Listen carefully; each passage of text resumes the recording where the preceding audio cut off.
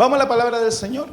Libro de 2 de Corintios capítulo 7, verso 8 al 10. Leemos en el nombre de Jesús.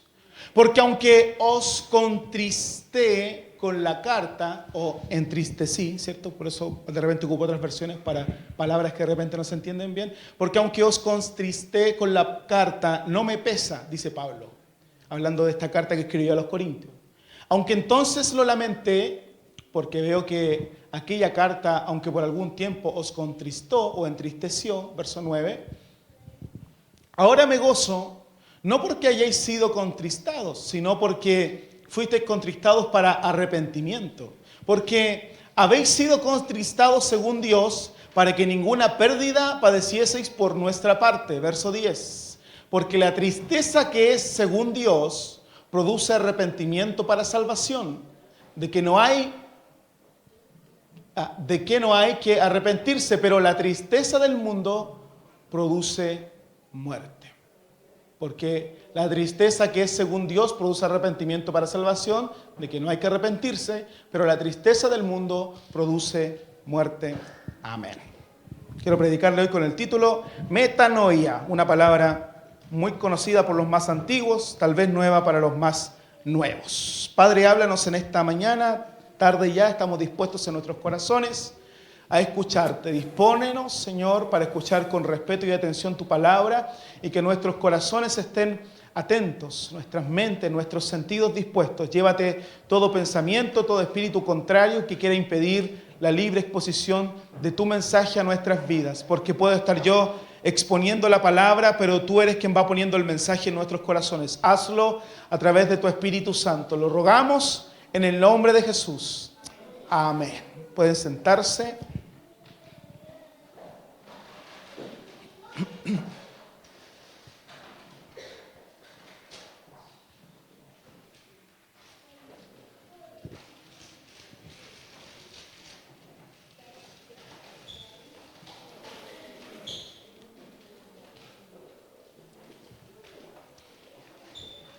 Dios nos creó para que constantemente cambiemos.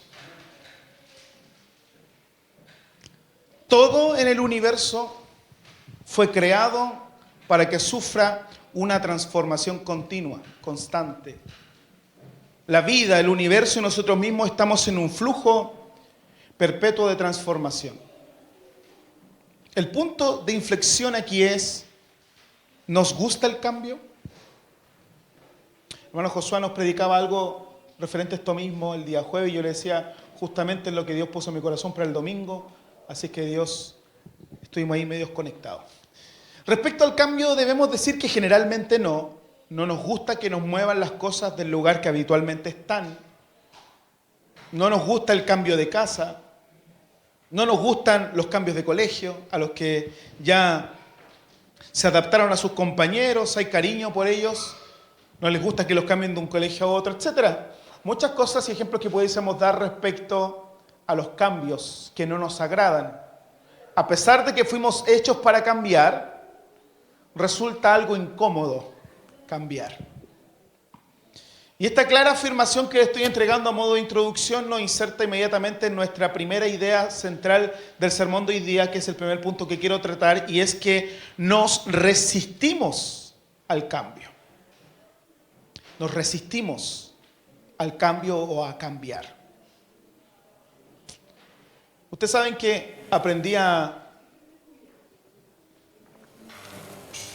mencionar muchos filósofos en el tiempo que estudié teología. Nos pasaron mucho sobre filosofía griega y hay algunos por ahí que tienen frases importantes. Y respecto a este punto que les estoy hablando hoy, hay un filósofo de los años 500 antes de Cristo llamado Heráclito de Éfeso, que afirmó, él tiene una frase que quedó marcada en el tiempo, una de tantas ideas de él, pero él afirmó en una de sus frases que en la vida todo fluye. Fue un pensamiento filosófico de esa época que también la abarcaron muchos otros filósofos, pero Heráclito dejó escrito: en la vida todo fluye. Y aunque parece haber pensado que esta observación sería clara para todo el mundo, que todos lo iban a entender, desde su época hasta el día de hoy las personas siguen resistiéndose al cambio. Heráclito fue uno de los primeros filósofos pesocráticos. Los pesocráticos fueron los que eran anteriores a Sócrates, uno de los conocidos filósofos griegos. Y él fue uno de los primeros en considerar este pensamiento. Es conocido como uno de los padres de la filosofía occidental. Y él, dentro de todos los pesocráticos como Heráclito de Éfeso, o los antecesores a Sócrates, mejor dicho, se centraron precisamente en encontrar la causa primera de la creación. Siempre hubo una preocupación en ellos del inicio de la creación. Ese elemento o esa energía, según ellos, que puso en marcha toda la creación y que además la sostuvo. Porque una cosa es crearla y otra que la creación misma se sostuviera. Y se conocían a estos filósofos que estaban preocupados de esta área como los filósofos naturales. Ahora, el interés de ellos se centraba puntualmente en las cosas naturales o en los fenómenos sobrenaturales que solían explicar, según ellos, por la voluntad de los dioses, ¿cierto? Había muchas creencias en las deidades en esa época y hoy también. Hubo un contemporáneo de Heráclito que se llamó Siddhartha Gautama, el Buda, por los años 563 o 483 a.C. Y él reconoció el mismo aspecto esencial de la vida, que nada era permanente y que el mundo observable estaba en constante estado de cambio, y comprendió que esta era la causa del sufrimiento humano. ¿Cuál? Que la gente insistía en la permanencia en un mundo que es impermanente. La gente quiere permanecer siempre de una forma en un mundo que cambia. Y esta idea filosófica casi central de Heráclito, de Éfeso, nos habla de lo que se llama el devenir. Todo fluye, todo cambia constantemente. Su idea del cambio constante nos enseña que la realidad es que donde nosotros nos movemos o nos vivimos en la vida, se podría ejemplificar con un río incesante. Nunca nos bañamos dos veces, dicen algunos filósofos como él, que nunca nos bañamos dos veces en el mismo río, porque tanto el agua como nosotros cambiamos. El río fluye, nunca es la misma agua, y nosotros cambiamos. Pero curiosamente, aunque fuimos creados por Dios, desarrollados con diversas notoriedades de cambio, porque si usted se mira hacia atrás, no es el mismo, no solamente físicamente, sino que mentalmente, espiritualmente. Yo personalmente, en el Evangelio, nací en el Evangelio, pero no soy el mismo cristiano de cuando nací y me traían mis papás, que cuando me bauticé a los 14 años, ni mucho menos el mismo cristiano que desarrollaba labores ministeriales aquí en la iglesia mirando a los líderes de la época, ni nunca tampoco me imaginé que Dios me llevaría a estar a cargo de pastorear una iglesia, algo que es verdad, mirando a mi padre como pastor durante toda su vida. Nunca lo deseé, porque vi las rabias, penas y tristezas que pasan los pastores, así que no es algo que personalmente haya deseado. Dios me llevó ahí, pero nunca lo deseé. Siempre quise servir en la obra del Señor, pero es difícil ser pastor, así que si usted anhela pastorado, pídele al Señor otro anhelo.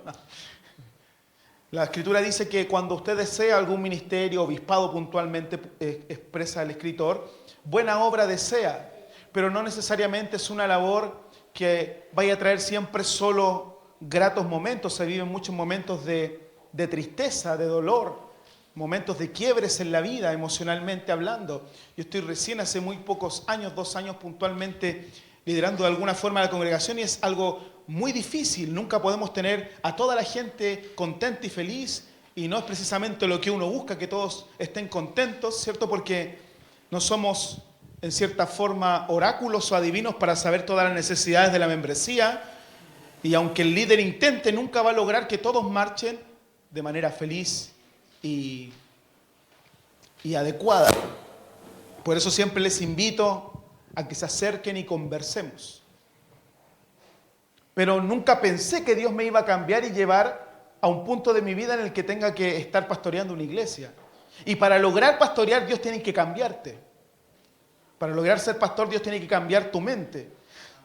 Miro hacia atrás y digo, el Señor me llevó en un proceso de cambios constantes, me hizo vivir experiencias que me permitieran de alguna forma ir cambiando mi corazón. Me conectó con gente que moldeara mi corazón, me conectó con gente que cambiara y moldeara en algunas áreas mi carácter para llevarme a donde hoy me tiene. Y seguramente si usted se mira donde está hoy, lo que ha logrado, lo que ha conseguido hasta el día de hoy, hablando del área espiritual, va a decir, todo lo que tuve que vivir, Dios permitió que lo viviera para tenerme en el lugar donde hoy me tiene, si no, hoy no estaría acá. Muchos de ustedes que han llegado hace poco al Evangelio dirán, tuve que pasar por todo lo que tuve que pasar para hoy ser la persona que soy.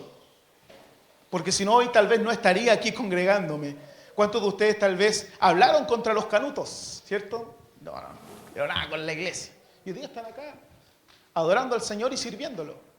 Preocupados por los que tal vez no llegan y les escriben y los llaman y con el deseo en sus corazones de ver a la congregación aquí, ¿qué pasará con mi hermano? ¿Cuándo estuvo antes esa preocupación en muchos de ustedes? Pero hoy sí está, porque Dios te llevó hacia allá y todo lo que viviste, todos los cambios que experimentaste, produjeron el cristiano que eres hoy.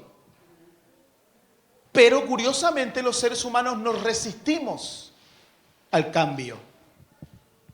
No quiero ir por ahí. Pero Dios te quiere llevar, pero yo no quiero ir por ahí. Estoy bien donde estoy. No me mueva de aquí. A pesar de que Dios nos creó con la capacidad permanente de cambiar, no nos gusta. Si las cosas han funcionado bien así, siempre, ¿para qué las vamos a alterar? ¿Para qué las vamos a cambiar? ¿Cierto?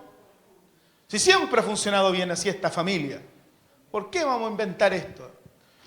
Si siempre ha funcionado bien así la iglesia, ¿por qué vamos a alterar eso? Pero curiosamente Dios nos creó para ser moldeados, transformados, cambiar. Mi padre siempre me enseña como con su ejemplo, algo que los últimos años siempre me lo ha dicho. Yo tengo mi enseñanza, la forma en que fui formado como cristiano, pero he aprendido la tolerancia. Porque Dios nos va transformando, porque Dios nos va moldeando. Se nos olvida que uno de los aspectos importantes del cambio es que nos permite adaptarnos. Y la adaptación nos permite recibir todo lo nuevo, que en este caso puntual del cristianismo, Dios nos quiere regalar. Si no nos adaptamos a cómo Dios nos quiere cambiar, no vamos a recibir lo que Él tiene preparado para nosotros. Por eso es que la Escritura, cuando habla del vino nuevo y habla de los odres, dice que Él necesita odres nuevos para el vino que Él quiere entregar. Así que si usted quiere recibir lo nuevo de Dios, tiene que dejar que Dios lo cambie. Si quiere mantenerse, gloria a Dios. Pero Dios quiere cambiarnos. Un aspecto que provoca nuestro recelo hacia el cambio es que amamos las zonas de confort. Y este es mi segundo punto, saliendo de la zona de confort. Cuando Dios quiere procesarnos y cambiar algo en nuestras vidas, siempre nos va a mover del lugar cómodo en el que estamos, de nuestro espacio de tranquilidad, de ese sector calentito, de ese sillón cómodo que está casi con nuestro molde en la casa, ¿cierto? Está el molde en el sillón del papá. Se sienta y cae justo. Dios quiere sacarnos, cuando Dios quiere procesarnos, quiere sacarnos de ese lugar de comodidad, de nuestro espacio de tranquilidad. Porque es imposible cambiar si estamos cómodos en nuestras vidas. Cuando Dios llama a Abraham, lo hace salir de su tierra cómoda y próspera. Lo hace salir de una vida familiar tranquila a una vida incierta a sus ojos, pero con un propósito en los planes divinos. Génesis 12:1 nos dice que el Señor dijo a Abraham: deja tu tierra, tus parientes y la casa de tu padre y vete a la tierra que te mostraré. El llamado era incierto porque no le mostró nada, solo le dijo: te la voy a mostrar más adelante. Haré de ti, le dijo Dios a Abraham, una nación grande y te bendeciré. Haré famoso tu nombre y serás una bendición o de bendición. Verso 3, bendeciré a los que te bendigan y maldeciré a los que te maldigan. Por medio de ti serán bendecidas todas las familias de la tierra. Abraham partió tal como el Señor se lo había ordenado y Lot se fue con él. Abraham tenía 75 años cuando salió de Harán. Imagina 75 años de tu vida con todo ya resuelto familiarmente. A los 75 ya hay muchas cosas resueltas. Seguramente con sus grandes terrenos propios, Abraham, porque en ese tiempo todas las familias patriarcales tenían muchas tierras, grandes ganados, con una vida tranquila y quieta. Y que venga Dios y te diga: Abraham, deja todo, porque quiero llevarte a una tierra que aún no conoces, pero en algún momento te la voy a mostrar. ¿Cuántos en honestidad de nosotros, cuántos de nosotros saldríamos de la comodidad de una vida tranquila y resuelta a lo incierto? Conocí por ahí un personaje que está en las redes, no recuerdo el nombre, pero me causó mucha curiosidad su vida.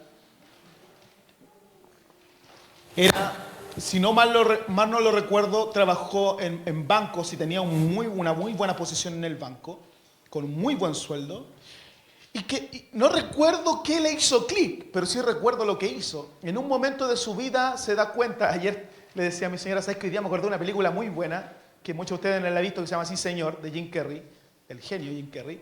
Y me acordé de esa película ayer mientras estaba trabajando y le dije: veámosla, y no la había visto nunca. Buena, ¿cierto? ¿Te gustó? Sí, qué bueno. ¿Le habló el Señor? Y me acordé de esa película puntualmente por este caso, porque este personaje que apareció en las redes, creo que lo vi en YouTube, en alguna red social lo vi, dejó su trabajo de muchos años en los bancos, teniendo un muy buen sueldo, porque de un momento a otro se dio cuenta que su vida era una monotonía, a pesar de que tenía mucho dinero, muchas ganancias, se dio cuenta que su vida era tan monótona, tan repetitiva, que no era feliz. Y decidió salirse de su trabajo y con su finiquito se compró un furgón grande. Y transformó el furgón en una casa. Y lo que él hizo fue irse. Se fue de donde vivía, dejó todo y partió en su furgón a conocer todo Chile primero. Y así está recorriendo, hasta hoy está recorriendo muchos lugares. Y cuando vi el reportaje de él y veía su rostro, se veía una persona brillante así, dichosa. Dejé la rutina de años de mi vida por salir a vivir, expresaba. Mismo caso de esta película, por eso lo recordaba, este famoso personaje que le dicen: deja de vivir la rutina de tu vida y aprende a decirle que sí a todo y vive, aprende a vivir. Por ahí un pastor argentino llamado Dante Gebel dice que muchos están vivos pero no viven. Solo respiramos pero no vivimos. Y tenemos que acordarnos de vivir. Y puntualmente el estar en comodidades, como estamos hablando de Abraham, y que Dios te diga: quiero sacarte de esa comodidad de tu vida para llevarte a lo incierto, no sé si todos responderíamos con un amén. Porque humanamente hablando, Abraham iba a salir a lo inexplorado. Abraham iba a salir a lo incierto, a enfrentar temores, dudas, incomodidades, pero Dios tenía un plan, Dios tenía un propósito. Y la zona de confort, del inglés comfort zone, en un estado psicológico en el que es un estado psicológico en el que una persona se siente tranquila y segura, sin miedos ni ansiedad. Esa es la zona de confort. Y en esa etapa mantiene una misma rutina, no asume nuevos retos y por lo tanto su desarrollo personal se estanca. Esa es una zona de confort. Cuando este estado mental de seguridad se mantiene por tiempos prolongados, dicen los psicólogos, genera consecuencias negativas como la pérdida de motivación, la apatía, la monotonía y el desgaste.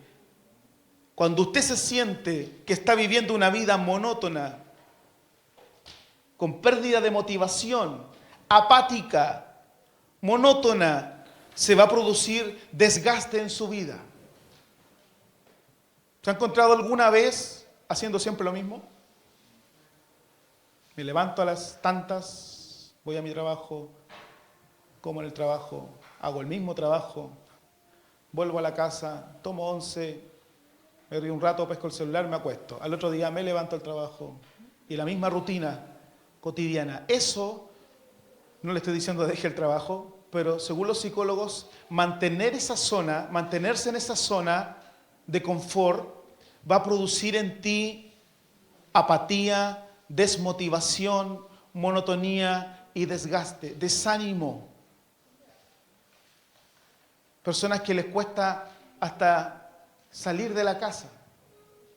A mí me cuesta, por si acá. Me gusta estar en la casa. Pero personas que les cuesta salir, hacer alguna actividad distinta. La zona de confort se termina convirtiendo en la excusa por la cual una persona no se arriesga, no hace nada y finalmente no vive. Porque podemos estar vivos, pero no vivimos. En su lugar, la persona que está en la zona de confort opta por una ansiedad neutral que le permita tener un rendimiento constante, pero lejos de la incertidumbre. Mientras más tranquilo esté, mejor. Es un ritmo constante, pero estoy tranquilo. Por lo tanto, la persona que está en esa zona opta por ese rendimiento constante, pero que esté lejos de la incertidumbre, del no saber qué vendrá. Por eso es que la mayoría de los chilenos optan por el trabajo asalariado, mensual, con su rutina de trabajo y saber que mensualmente llega su dinero y puede pagar su casa, sus gastos comunes y seguir así. Pero unos cuantos más, que son la mayoría de los que crecen y terminan teniendo mucha ganancia, optan por desligarse y trabajar para ellos y crecer ellos. Eso es un porcentaje que quiso salir de esa comodidad hacia la incertidumbre. Y Dios le dijo a Abraham, te voy a bendecir en la incertidumbre. Porque no le dijo, esta es la tierra que te voy a regalar. Dios le dijo, te voy a llevar a otra tierra. Te voy a convertir en una persona que va a ser de bendición para otros. Voy a multiplicar tu descendencia, pero no le dijo cómo iba a ser la tierra. Y sencillamente Abraham salió a la incertidumbre, a lo desconocido. Porque es ahí donde Dios quería bendecirlo. Porque Dios ama nuestras decisiones basadas en la fe, en sencillamente creerle. Amén. Nunca le dijo, y lo he predicado otras veces, Dios a Noé, ¿cómo iba a suceder todo? Sencillamente le dijo, constrúyeme un arca. Así quiero que la hagas, constrúyela. Y nunca más le habló. Y Noé se movió bajo la incertidumbre de no saber si la promesa de lluvia iba a venir o no. Porque Dios bendice tus actos de fe. Cuando Dios te llama, siempre te va a llamar a creerle en fe. Dios quiere sacarnos de la conformidad a la inconformidad. Quiere sacarnos de la quietud al movimiento, del estancamiento a la movilización, de la tranquilidad a la inquietud de no saber hacia dónde vamos, pero pero si Dios me llamó, de seguro me va a llevar a un lugar de bendición y prosperidad. Porque sus planes, sus propósitos, sus deseos son mayores que los tuyos. Y es aquí donde surge este mensaje. Y este tercer punto, que es donde voy a desarrollarlo, es: Dios quiere que cambie. Dígale a su hermano que se está quedando dormido al lado y le dice: cambia, dile. Cambiemos, porque no hay nadie, cambiemos. Dios quiere que cambies.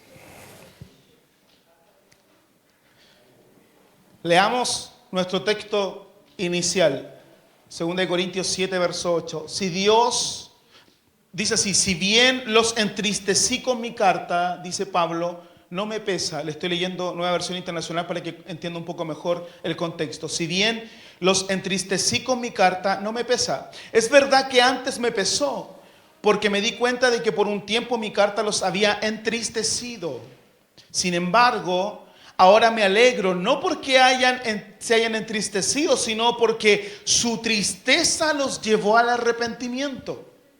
Ustedes se entristecieron tal como Dios lo quiere, de modo que nosotros de ninguna manera los hemos perjudicado. Verso 10, la tristeza que proviene de Dios, ¿produce qué cosa? La tristeza que proviene de Dios produce el arrepentimiento que lleva a la salvación, de la cual no hay que arrepentirse, por supuesto. Mientras que la tristeza del mundo produce la muerte. Bien, vamos al mensaje. Fijémonos cómo la palabra que resalta estos 3 versos que le leí y que entrega todo el sentido, contexto a lo escrito, ¿qué palabra es? ¿Qué palabra es la que más se repetía? Aparte de tristeza, arrepentimiento. Fijémonos cómo esa palabra es la que nos lleva al sentido de este texto. Generalmente esta palabra arrepentimiento, que usted la debe conocer muy bien, la usamos cuando le predicamos a alguien que nunca ha oído del Evangelio, ¿cierto? Arrepiéntete, les decimos, ¿cierto?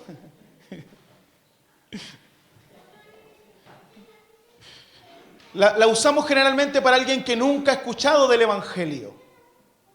Y les llamamos a arrepentirse. Dicho sea de paso, sea inteligente para predicar el Evangelio. Yo recuerdo en mi infancia, a los 12, 13 años, mis primeros lugares de predicación fue la calle y ahí me desarrollé.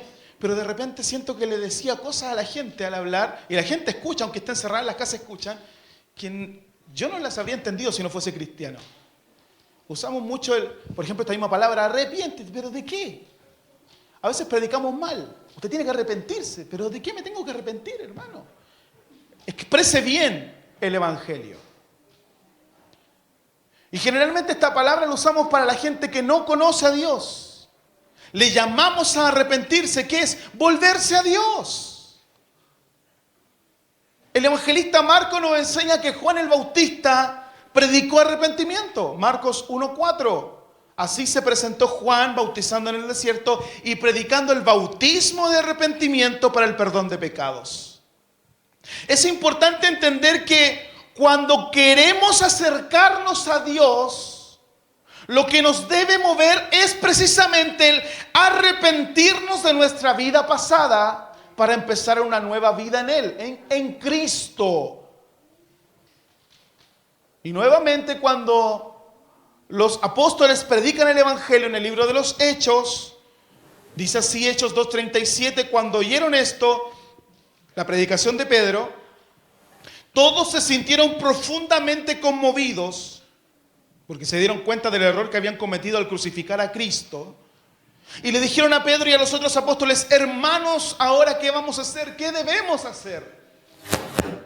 Arrepiéntanse y bautícense cada uno de ustedes en el nombre de Jesucristo para perdón de sus pecados, les contestó Pedro, y recibirán el don del Espíritu Santo. Veamos entonces cómo el arrepentimiento precede a cualquier otro acto relacionado con la salvación. El arrepentimiento que lo provee Dios al corazón del hombre precede a cualquier otro acto referente a la salvación. Ahora, ¿qué es esta palabra? ¿Qué significa? ¿Qué es? ¿Cuál es su origen? Bueno, pues la palabra griega usada para el significado original en español de la palabra arrepentimiento es la palabra del título del mensaje de hoy, que seguramente muchos de ustedes la conocen, otros no, por eso la explico. Es la palabra metanoia, del griego meta, que significa más allá, y la otra palabra nous, que significa mente. En griego metanous, metanoia, significa algo así como el proceso de transformación que cambia la forma de pensar, de sentir, de ser o de vivir de alguien. Metanoia vendría siendo eso, el proceso de transformación que cambia la forma de pensar, de sentir, de vivir de alguien. Eso vendría siendo el significado de arrepentimiento, un cambio. El proceso de transformación hacia un cambio. Por eso le hablé del cambio al inicio, lo que no nos gusta. No es tan complejo hablar de arrepentimiento, metanoia, desde la vereda de la predicación del Evangelio. Es simple.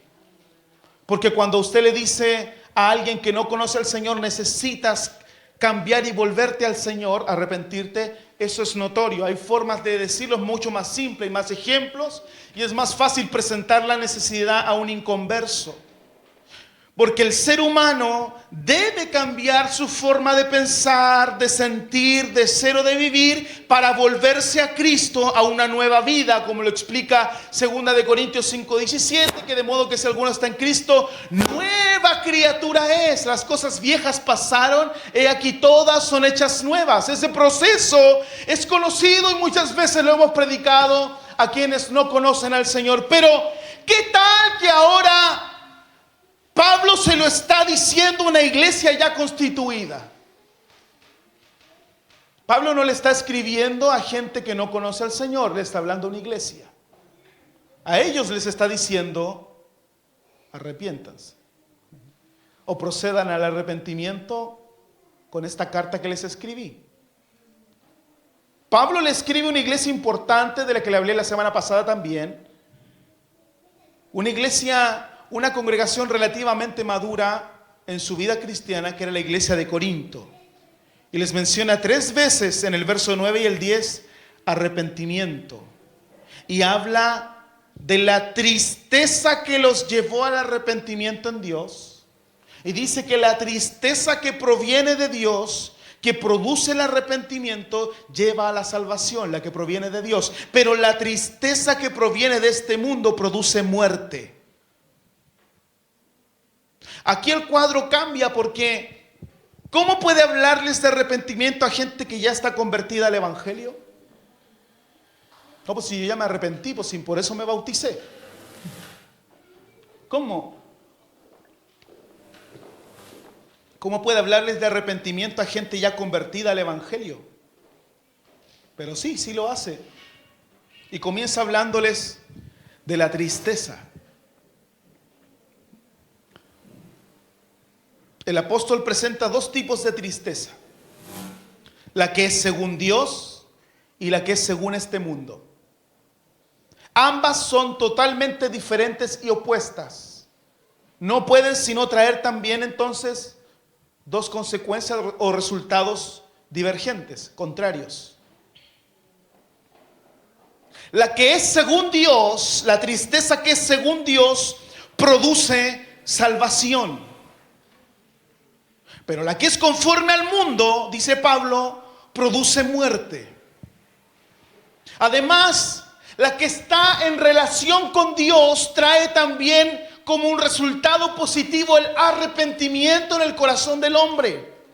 Esto es, dijimos, un cambio de mentalidad que produce una repulsa hacia la situación anterior que estaba viviendo en su vida y un retorno hacia Dios.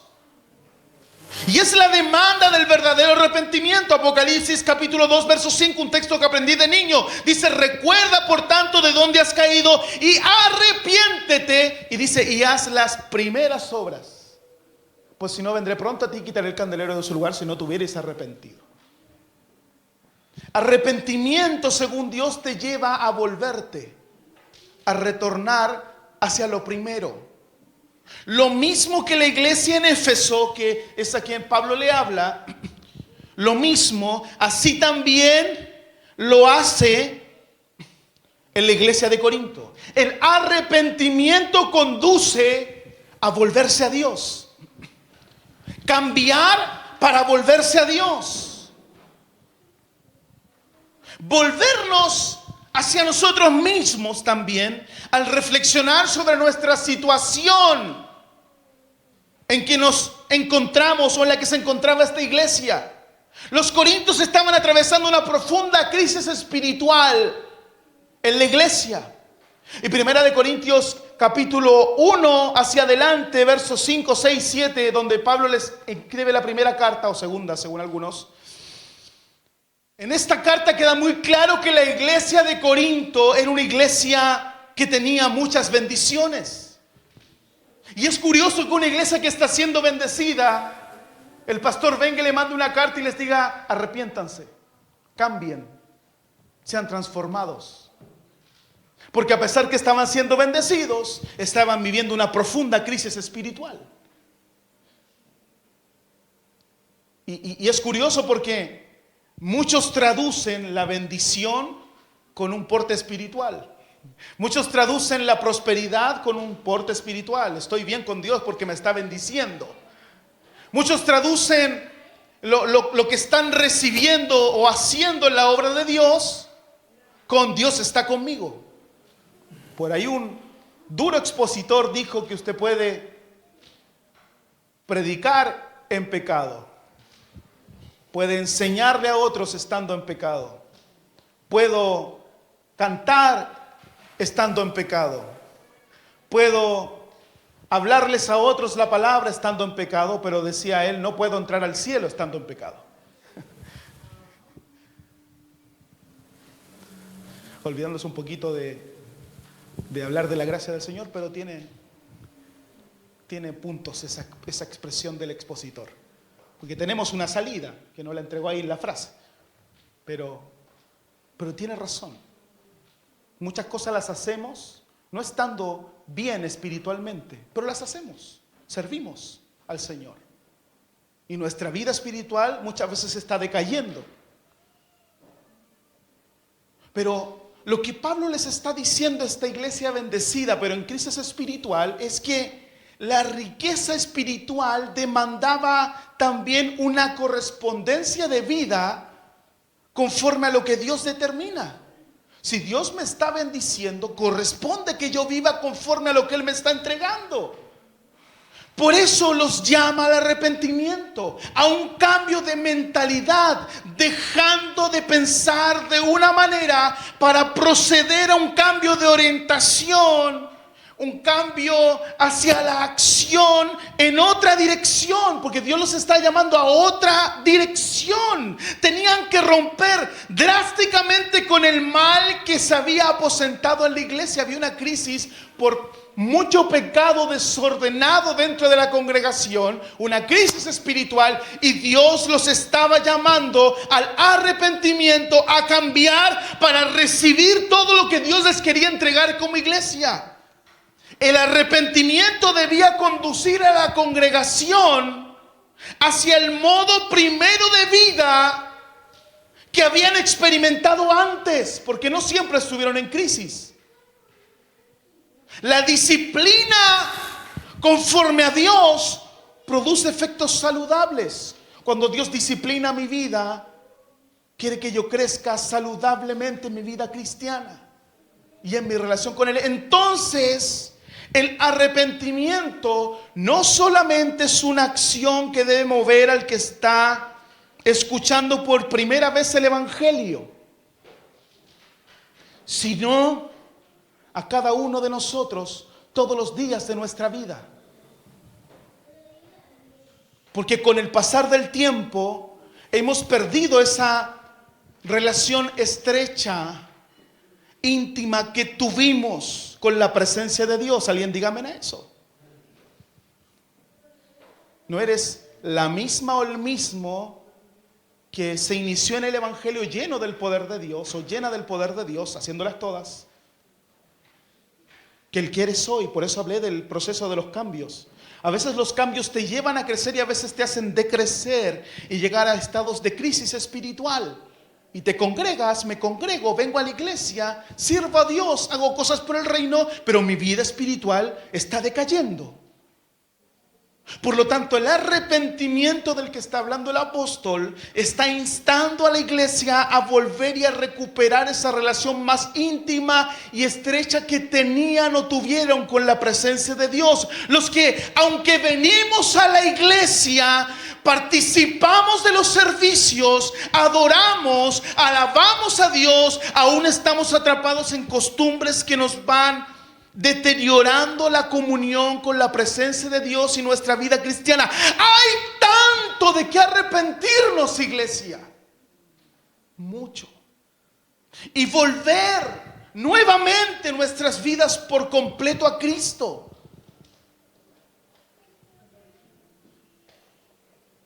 Voy terminando. El arrepentimiento, según Dios, conduce a una situación de salvación irrevocable. No se trata de salvación en el sentido del nuevo nacimiento que hablamos al principio, ¿cierto? Comparando con la predicación del Evangelio. Sino nos habla este arrepentimiento de la plenitud de vida en la esfera de la santificación cristiana, que no es otra cosa que vivir en plena armonía con Dios y su propósito.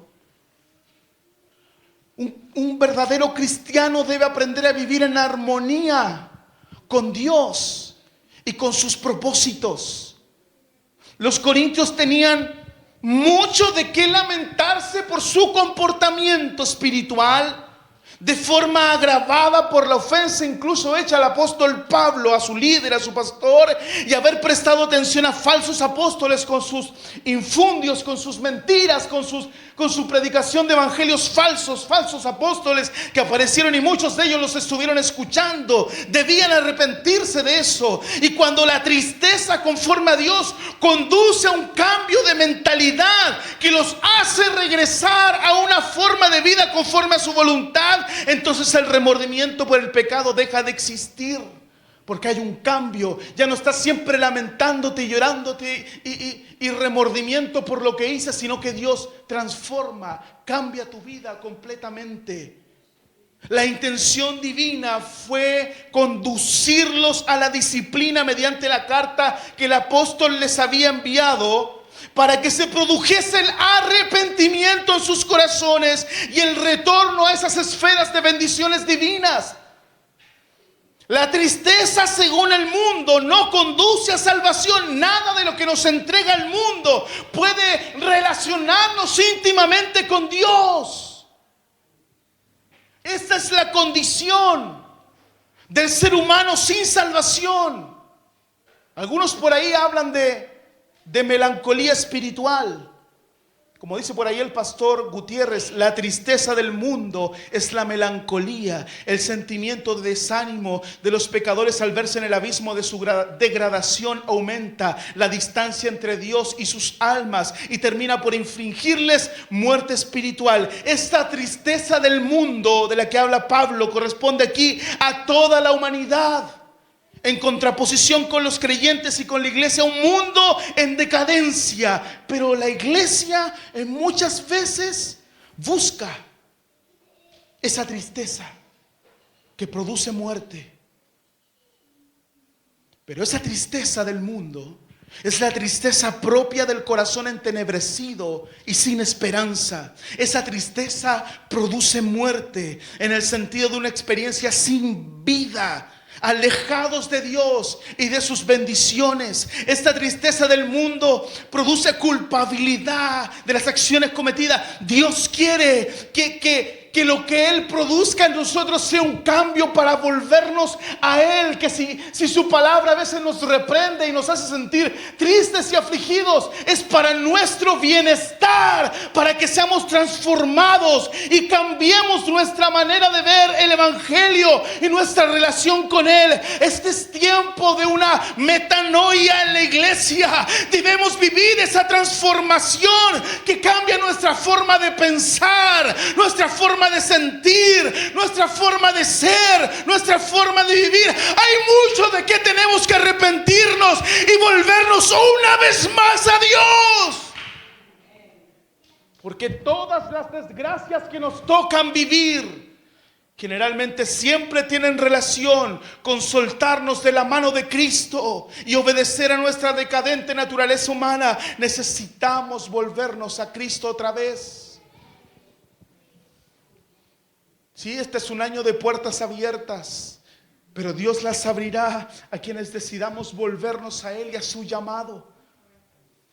Quiero que Dios me bendiga, me prospere, abra puertas de todas las áreas de mi familia, que pueda volver a relacionarme con mis familiares, que mi matrimonio mejore, que mi vida familiar mejore, pero estamos cerrados a la voz de Dios que nos llama a cambiar.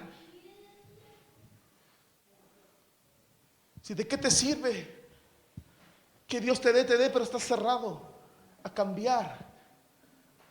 Y Él quiere bendecirte con lo nuevo. Él tiene algo nuevo para ti. Y para recibir lo nuevo hay que cambiar. Hay mucho que cambiar en nuestras vidas. No culpes a los demás. No culpes a tu entorno. No culpes a tu esposo, a tu esposa, a tus hijos. No culpes tu situación. No debo culpar mi situación espiritual con que alguien me hizo algo. Tú debes reaccionar. Yo debo reaccionar a la palabra. Soy yo. Si no es culpa de mi pareja, de mi esposo, de mi esposa, soy yo el culpable. Debo reaccionar yo en arrepentimiento hacia mi situación. Algo estoy haciendo mal y debo cambiar. Cambios abrirán puertas. Cambios abrirán puertas solos. Si cuando el esposo cambia, se abren puertas con la esposa. Cuando el padre cambia hacia sus hijos, se abren puertas de los hijos hacia los padres. Cuando cambiamos nuestra mentalidad en nuestros trabajos, se abren puertas. Si los ascensos son para los que trabajan, ¿cierto? Se abren puertas cuando cambiamos. Y Dios quiere que cambiemos. ¿Alguien quiere un 2026 de puertas abiertas? Dios quiere que cambiemos. Dios quiere que cambiemos. Dios quiere que retornemos de nuevo a Él. Si nos desviamos, vuelve al camino nuevamente. Él es el camino, vuelve a Él. Eso va a producir nuevamente ánimo espiritual en tu vida. Eso va a producir nuevamente que desees los atrios, la casa del Señor, la presencia del Señor. Cambios. Cuando cambias tu forma hacia Él, de relacionarte con Él, Él produce los cambios. Cuando vengo a un servicio sin deseo, sin ganas, ¿qué va a suceder? Nada. Pero cuando cambia mi mente y comienzo a adorar, cuando cambia mi mente y comienzo a sumergirme en la alabanza, en la adoración, Dios viene y me bendice con su presencia, porque hubo un cambio en mi forma de relacionarme con Él. Cuando vengo a la iglesia y vengo solo a mirar, que el hermano mira cómo canta, ahora se cree espiritual, pero yo lo vi la semana pasada. Si usted viene solo a mirar lo que pasa, nada va a ocurrir. Cuando usted se involucra en el servicio, en la casa del Señor, Dios viene y transforma tu vida. Dios viene y te toca con su presencia. Dios viene y actúa en tu vida. Los de repente de Dios, cuando Él llega y mueve todo, se producen porque alguien hizo un cambio en su mente, en su corazón, en sus decisiones. Y yo quiero puertas abiertas para mi vida este año, y yo quiero decidir por servir a Dios de la mejor manera posible. Si lo hice mal ayer, hoy quiero empezar a hacerlo bien. ¿Cuántos lo hicieron mal ayer? Yo ayer. ¿Cuántos fallaron ayer? Yo quiero hacerlo bien hoy. Quiero salir de aquí con una mente renovada, transformada. Renovaos, dice Pablo, en el espíritu de vuestra mente, para que comprobéis cuál sea la buena voluntad de Dios, agradable y perfecta. Dios quiere bendecirte. Dios quiere prosperar tu vida espiritual. Dios quiere estar conectado y relacionado contigo, pero debemos cambiar. Alguien lo necesita hoy.